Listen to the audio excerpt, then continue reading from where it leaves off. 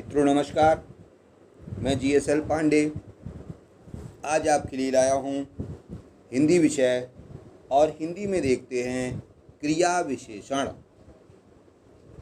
यह विभिन्न परीक्षाओं में इस विषय में प्रश्न पूछे जाते हैं कि क्रिया विशेषण कितने प्रकार के होते हैं और अनेक शब्दों के विषय में पूछा जाता है कि यह विशेषण है या क्रिया विशेषण है या संज्ञा है या सर्वनाम है।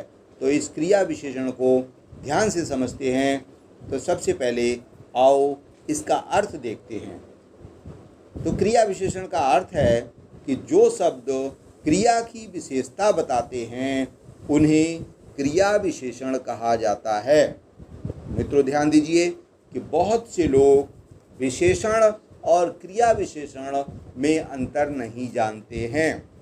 तो ध्यान रखिए कि जो शब्द क्रिया की विशेषता बताते हैं उन्हें क्रिया विशेषण कहा जाता है और अर्थ के आधार पर क्रिया विशेषण 4 प्रकार के होते हैं। नंबर 1 स्थानवाचक, नंबर 2 कालवाचक, नंबर 3 परिमाणवाचक और नंबर 4 रीतिवाचक क्रिया विशेषण। आइए मित्रों अब एक एक को समझते हैं। सबसे पहला है स्थानवाचक विशेषण। स्थानवाचक 2 प्रकार का होता है, स्थितिवाचक विशेषण और दिशावाचक। देखते हैं स्थितिवाचक में कौन कौन से शब्द आते हैं, जैसे यहाँ, वहाँ, भीतर, बाहर। ये शब्द स्थितिवाचक विशेषण क्रिया विशेषण है। और नंबर 2 है दिशावाचक विशेषण। किसी दिशा की ओर संकेत करते हों, जैसे इधर, उधर, दाएं, बाएं। ये जो है दिशावाचक क्रिया विशेषण है। और नंबर 2 है कालवाचक विशेषण। कालवाचक क्रिया विशेषण 3 प्रकार का होता है। तो सबसे पहला देखते हैं समयवाचक। समयवाचक में समय की ओर संकेत होता है, जैसे आज, कल, अभी, तुरंत आदि। इसमें दूसरा है अवधिवाचक, जैसे रात भर, दिन भर, आजकल और नित्य। ये अवधिवाचक क्रिया विशेषण है।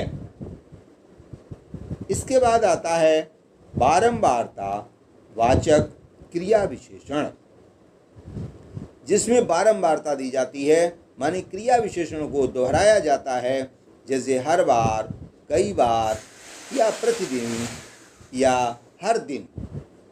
इस प्रकार बारंबारतावाचक क्रिया विशेषण कहते हैं। नंबर 3 है परिमाणवाचक।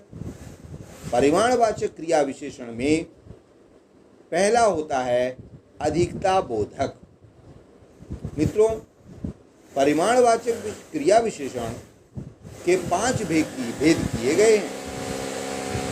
इसमें पहला भेद है अधिकता बोधक, अर्थात इसमें शब्द देखते हैं बहुत, खूब, अत्यंत, अति आदि शब्द अधिकता बोधक हैं।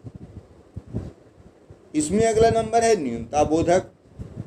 न्यूनतम माने थोड़ा सा, जैसे जरा, थोड़ा, किंचित या कुछ। ये न्यूनता बोधक क्रिया विशेषण है। उसके बाद आता है पर्याप्त बोधक, जैसे बस, यथेष्ट, काफ़ी, ठीक आदि शब्द पर्याप्त बोधक क्रिया विशेषण हैं। और अगला नंबर है तुलना बोधक।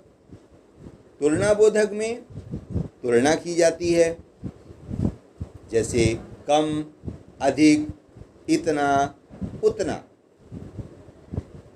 इसके बाद आता है श्रेणी बोधक क्रिया विशेषण।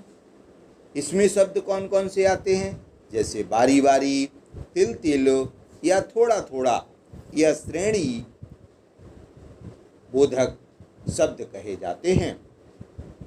और नंबर 4 है रीतिवाचक क्रिया विशेषण। इसमें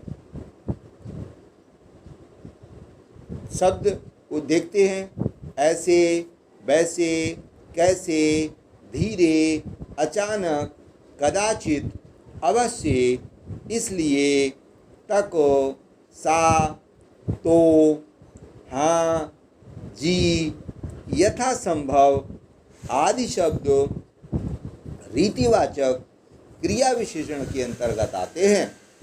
इस प्रकार क्रिया विशेषण को ध्यान से समझें और अनेक उदाहरणों से इस ज्ञान को बढ़ाएं। मित्रों, आज का वीडियो यहीं समाप्त होता है। कल नए विषय के साथ उपस्थित होंगे। जय